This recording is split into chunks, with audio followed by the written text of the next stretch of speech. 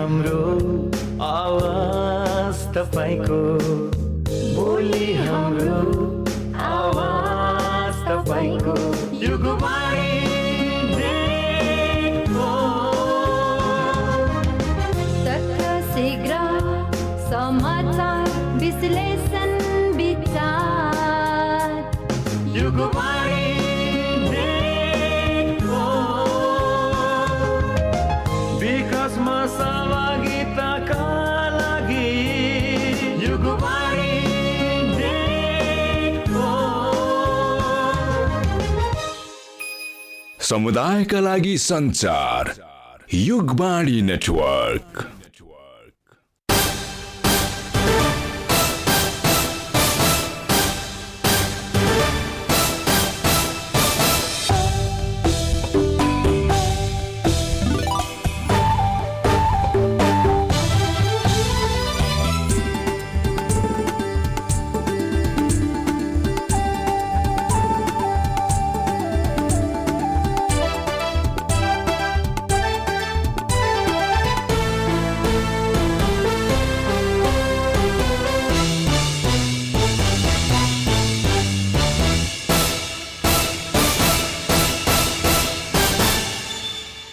नमस्कार। युगवाणी मिडिया नेटवर्कले राजधानीमा तयार पारेको बिहान 9:30 बजेको खबरवाणीबाट अनुसा सुनारको।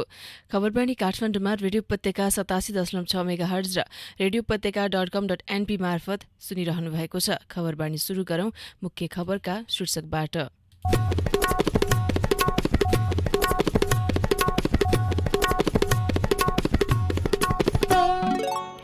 राष्ट्रिय सभा बैठक बस्दै आर्थिक विधेयक र राष्ट्र ऋण उठाउने विधेयकमाथि छलफल हुने।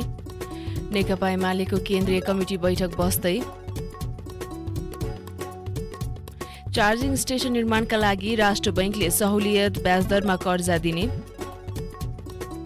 हाइटीका लागि अमेरिकी विशेष दूतद्वारा आकस्मिक राजीनामा र इटालियन सिरी ए फुटबलमा नापोलीको लगातार 5औं जित।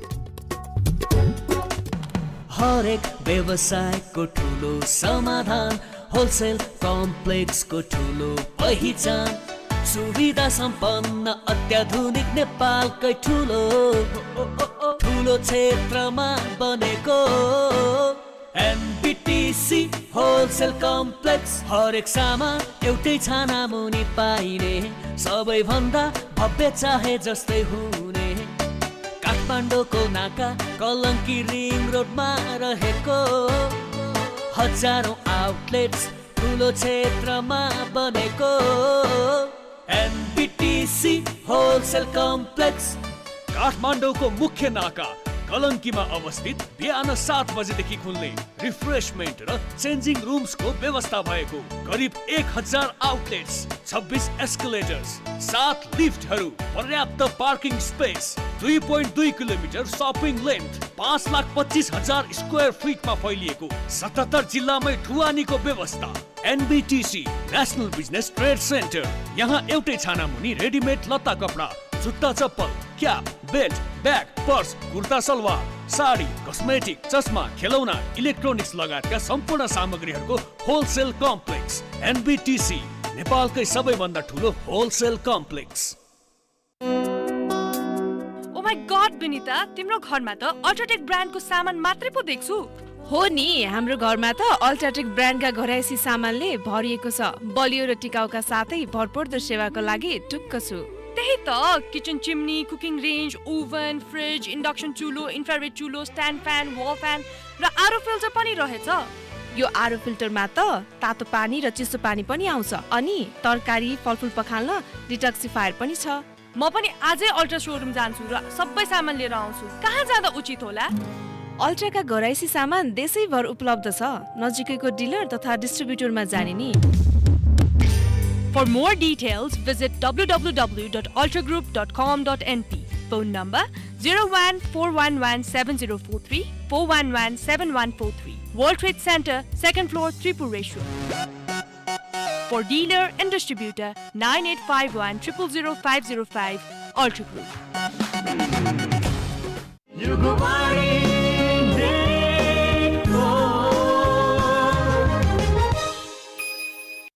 अब खबर विस्तारमा।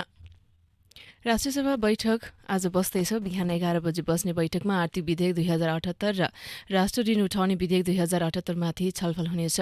यी विधेयक प्रतिनिधि सभाबाट पारित भइसकेका छन्। राष्ट्रिय सभा बैठकमा आज 2 विधेयक टेबल गर्ने र त्यसपछि अर्को बैठकमा पारित गर्ने तयारी रहेको छ। दुवै विधेयक आउँदो सोमबार पारित गर्ने तयारी गरेको संसद सचिवालयले जनाएको छ। विधेयक पारित भएपछि प्रतिनिधि सभा बैठकमा पठाइनेछ र प्रतिनिधि सभाले प्रमाणीकरणका लागि राष्ट्रपतिकोमा पठाउनेछ।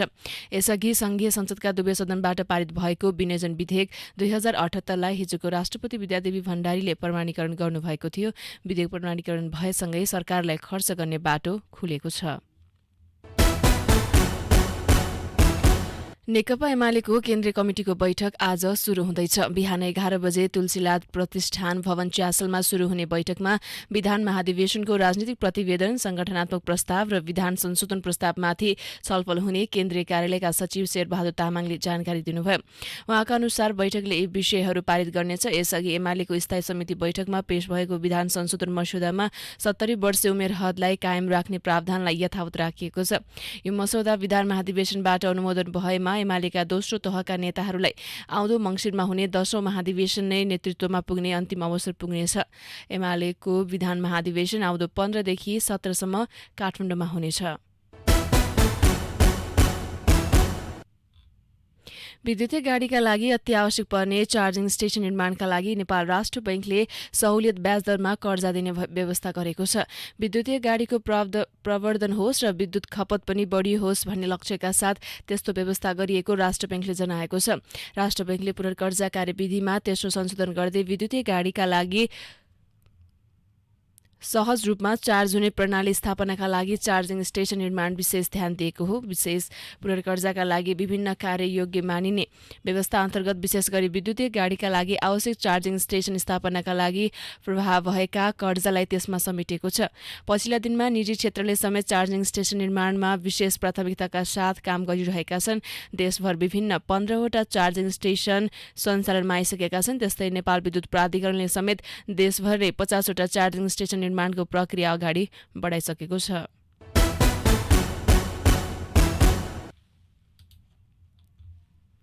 नेपाली कांग्रेसका संस्थापन पक्षले केन्द्रीय महाधिवेशन 1 महिना पछाडि सार्ने प्रस्ताव गरेको छ। बिहिबार साँझ बसेको पदाधिकारी र पूर्व पदाधिकारीको बैठकमा महामन्त्री पूर्णबहादुर खड्काले मङ्सिर 7 देखि 13 गतेका लागि तोकिएको महाधिवेशन गर्न नभ्याउने बताउनु भएको छ। बैठक सुरु गरेर प्रधानमन्त्री समेत रहनुभएका पार्टीका सभापति शेरबहादुर देउवा निस्किसकेपछि उपसभापति विमलेन्द्र निधिको उपस्थितिमा भएको छलफलमा खड्काले पुसमा केन्द्रीय महाधिवेशन गर्ने प्रस्ताव राख्नु भएको हो। क्रियाशील सदस्यता सार्वजनिक नभएकै कारण 13 जिल्लामा वडा अधिवेशन भने हुन सकेको छैन। 20वटा हिमाली जिल्लामा 10 अगाडि नै जिल्ला अधिवेशन गर्ने सहमति जुटेको छ।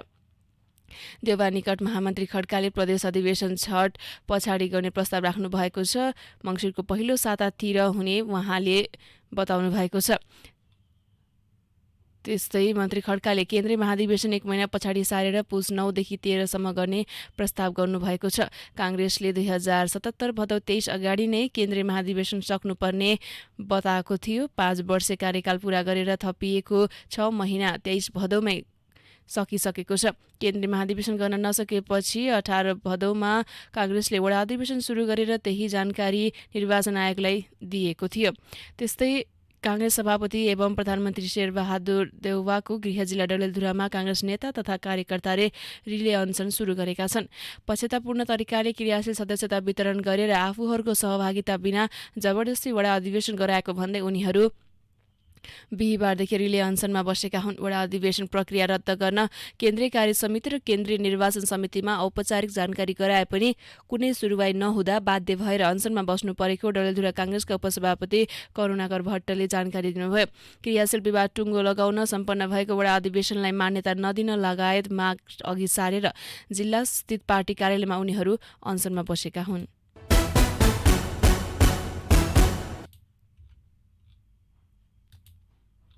सरकारले सेनिटरी प्याडमा गरेको कर वृद्धि विरुद्ध युवा युवतीहरूले प्रदर्शन गरेका छन्। महिलाहरूले महिनावारी भएका बेला प्रयोग गर्ने सेनिटरी प्याड, टेम्पोन तथा मिन्सुलर कप लगायतमा सरकारले कर बढाएको विरोधमा युवा युवतीहरूले बिहिबार राजधानीको माइतीघर मण्डलामा प्रदर्शन गरेका हुन्। उनीहरूले रातो कर माफ कर भन्ने नाराका साथ प्रदर्शन गरेका थिए। सरकारले सेनिटरी प्याडमा कर लगाएपछि बजारमा सेनिटरी प्याडको मूल्य बढेको छ। काठमाडौँ उपत्यकाबाट बाहिरिनेहरूका लागि असोज 11 गतेदेखि लामो दूरीमा चल्ने सवारी साधनको अग्रिम टिकट बुकिङ खुलाइने भएको छ। यातायात व्यवस्था विभागले बिहिबार यातायात व्यवसायी, उपभोक्ता अधिकार कर्मी र ट्राफिक प्रहरीसँगको छलफलपछि असोज 11 गतेदेखि लामो दूरीमा चल्ने सवारी साधनको अग्रिम टिकट बुकिङ खुलाउने निर्णय गरेको हो। यसअघि वर्षाका कारण सडकमा धेरै क्षति पुगेको र सवारी साधन सञ्चालन गर्न समस्या रहेको भन्दै यातायात व्यवसायीले सडक मर्मत गरेर मात्र दशैंको अग्रिम टिकट खोल्नुपर्ने बताउँदै आएको थियो। सडक मर्मत सम्भारको विषयमा प्रधानमन्त्री तथा मन्त्री परिषदको कार्यालयका सचिव शिशिर कुमार ढुङ्गानासँगको छलफलपछि उचित निर्णय लिने सहमति भए पनि अग्रिम टिकट बुकिङ खोल्न तयार भएको नेपाल यातायात व्यवसाय राष्ट्रिय महासङ्घका महासचिव सरोज सिटोलाले जानकारी दिनुभयो। उहाँले सडकका कारण समयमा गाडी आउन नसके त्यसको जवाबदेही आफूहरू नहुने पनि स्पष्ट पार्नु भएको छ। महासङ्घले भाडा समायोजनको विषयमा सङ्घीय सरकारले निर्णय गरेको तर कतिपय प्रदेश सरकारले अझै भाडा समायोजन नगरेकाले तत्काल भाडा समायोजन गर्न पनि माग गरेको छ। महासङ्घका महासचिव सिटोलाले नागरिक सहायता कक्षहरू, राजधानीका बस पार्क लगायत 7 प्रदेश र सबै जिल्लामा राख्न छलफल भएको जानकारी दिनुभयो। उहाँले अनलाइन प्रविधि मार्फत बुकिङ गर्न चाहनेले सहजै बुकिङ गर्ने व्यवस्था सुरु गरेको यातायात कम्पनीबाट सहजै बुकिङ गर्न सकिने जानकारी दिनुभयो। भक्तपुर स्थित शहीद धर्मभक्त राष्ट्रिय प्रत्यारोपण केन्द्रको कार्यकारी निर्देशक पदमा डाक्टर पुकार चन्द्र श्रेष्ठलाई नियुक्त हुनुभएको छ। मन्त्री परिषद बैठकले श्रेष्ठलाई प्रत्यारोपण केन्द्रको कार्यकारी निर्देशकमा नियुक्त गर्ने निर्णय गरेको हो। गएको वर्ष वैशाख 26मा तत्कालीन केपी शर्मा ओली नेतृत्वको सरकारले डाक्टर श्रेष्ठलाई प्रत्यारोपण केन्द्रको निर्देशकबाट हटाएर त्रिभुवन विश्वविद्यालय शिक्षण अस्पतालका डाक्टर प्रेमराज ग्यावालीलाई निर्देशक पदमा नियुक्त गरेको थियो। सरकारले 1 असोजमा डाक्टर ग्यावालीलाई कार्यकारी निर्देशकबाट जिम्मेवारी मुक्त गरी त्रिभुवन विश्वविद्यालय शिक्षण अस्पतालमा फिर्ता गरेसँगै रिक्त भएको सो पदमा पुनः डाक्टर श्रेष्ठ नियुक्त हुनुभएको हो। काठमाडौँबाट पोखरा जाँदै गरेको कार चितवनको इच्छा कामना गाउँपालिका वडा नम्बर 5 स्थित नगदी खोलाबाट त्रिशुली नदीमा खस्दा 3 जना बेपत्ता भएका छन्। गा 2918 नम्बरको कार गैराती 12:30 बजेतिर अनियन्त्रित भई सडकबाट करिब 35 मिटर तल त्रिशुली नदीमा खस्दा चालक सहित 3 जना बेपत्ता भएको जिल्ला प्रहरी कार्यालय चितवनले जनाएको छ। बेपत्ता हुनेमा कार चालक पोखरा महानगरपालिका वडा नम्बर 17 का 55 वर्षका प्रेम बहादुर भुजेल, सो स्थानका 55 वर्षका लेख बहादुर भुजेल र उनकी श्रीमती 36 वर्षीय ईश्वरी भुजेल रहेका छन्। बेपत्ता भएकोको खोजी जारी रहेको प्रहरीले जनाएको छ। विदेश, खेल र मौसमका खबर बाँकी नै छन्। खबरबाणीमा एकैछिन विश्राम। हरेक व्यवसायको ठुलो समाधान, होलसेल कम्प्लेक्सको ठुलो पहिचान, सुविधा सम्पन्न अत्याधुनिक नेपालकै ठुलो क्षेत्रमा बनेको एनबिटिसी होलसेल कम्प्लेक्स। हरेक सामान एउटै छाना मुनि पाइने, सबैभन्दा भव्य चाहे जस्तै हुने, काठमाडौँको नाका कलङ्की रिङ रोडमा रहेको हजारौं आउटलेट्स ठुलो क्षेत्रमा बनेको एनबिटिसी होलसेल कम्प्लेक्स। काठमाडौँको मुख्य नाका कलङ्कीमा अवस्थित बिहान 7 बजेदेखि खुल्ने रिफ्रेशमेन्ट र चेन्जिङ रुम्सको व्यवस्था भएको करिब 1000 आउटलेट्स, 26 एस्केलेटर्स, 7 लिफ्टहरू, पर्याप्त parking space, 2.2 kilometre shopping length, 5,25,000 square फिटमा फैलिएको 77 जिल्लामै ढुवानीको व्यवस्था। NBTC national business trade centre.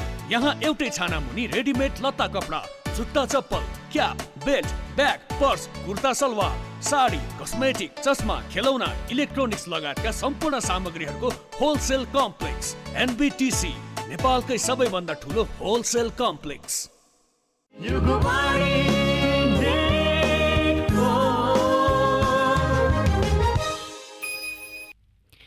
खबरबानीमा पुनः स्वागत छ। अब विदेशका खबर।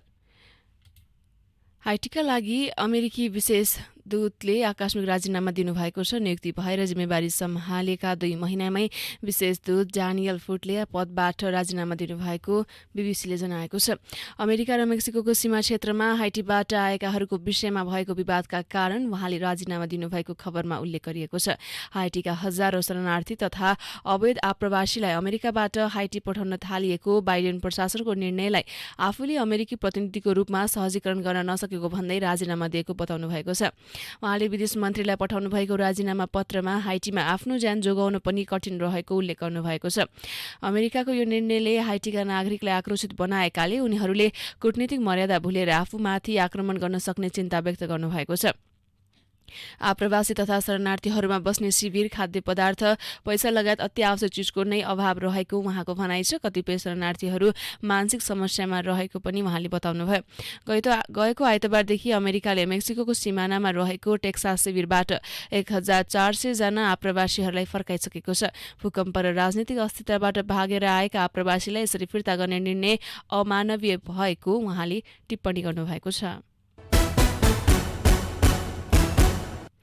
अमेरिकाको संसद भवन क्यापिटोल हिलमा भएको दंगामा पूर्व राष्ट्रपति डोनाल्ड ट्रम्पका निकट सहयोगीहरू तानिएका छन्। गत जनवरी 6 तारिखमा संसदले राष्ट्रपति चुनावको नतिजा प्रमाणीकरण गर्ने बेला प्रदर्शनकारीहरूले क्यापिटल भवनमा आक्रमण गरेका थिए। उनीहरूले संसद भवन केही बेर नियन्त्रणमा लिएका थिए। यस घटनाको छानबिन गर्न बनाएको समितिले पहिलो पटक 4 जना आरोपितमाथि मुद्दा चलाउन निवेदन दिएको छ। यी 4 जना पूर्व राष्ट्रपति ट्रम्पका सहयोगी एवं कर्मचारी रहेका छन्।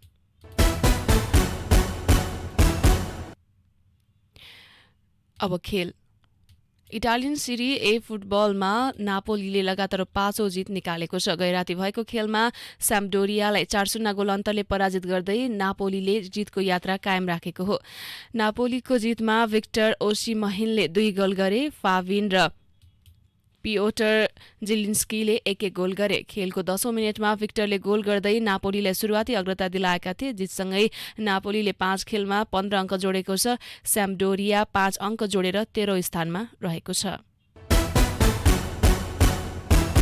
इन्डियन प्रिमियर लिग आइपिएल टी20 क्रिकेटमा कोलकाता नाइट राइडर्सले मुम्बई इन्डियन्सलाई 7 विकेटले हराएको छ। आबुधाबीमा गैराती भएको खेलमा मुम्बईले दिएको 156 रनको लक्ष्य कोलकाताले 15 ओभर 1 बलमा 3 विकेट गुमाएर पूरा गरेको हो। उसका लागि राहुल त्रिपाठीले अभिजित 74 रनको योगदान दिए। वेंकटेश आयरले 53 रन जोडे। बलिङतर्फ मुम्बईका जसप्रीत बुमराहले 3 विकेट लिएका थिए। यसअघि पहिलो ब्याटिङ गरेको मुम्बईले 20 ओभरमा 6 विकेट गुमाएर 155 रन बनाएको थियो। मुम्बईका लागि क्विन्टन डी ककले 55 रन बनाए। यो जितसँगै कोलकाताले 9 खेलमा 8 अङ्क जोडेको छ। कोलकाताका आइपिएल अङ्क तालिकाको 4औं स्थानमा उक्लिएको छ। 6औं स्थानको मुम्बईले 9 खेलमा भने 8 अङ्क जोडेको छ। अब मौसम। अबको केही दिन मनसुन निष्क्रिय रहने मौसमविदले बताएका छन्। मनसुन बाहिरिने संकेत देखेकाले अबको केही दिन ठूलो पानी पर्ने वा लगातार झरी पर्ने सम्भावना नभएको मौसमविदले बताएका छन्। मौसमविदका अनुसार आज भने पश्चिम तराईका केही ठाउँमा सामान्यदेखि मध्यम खालको पानी पर्ने सम्भावना रहेको छ। काठमाडौँ सहित देशका अरू ठाउँमा भने सामान्यतः मौसम सफा रहनेछ। राति पश्चिम तराईका केही ठाउँमा मेघगर्जन र चट्याङ सहित हल्कादेखि मध्यम खालको पानी पर्ने सम्भावना रहेको छ। अरू ठाउँको मौसममा भने सामान्य बदली भएर कतै मात्रै पानी पर्ने सम्भावना रहेको छ। खबरबानीको अन्तिममा मुख्य खबरका शीर्षक फेरि एकपल्ट।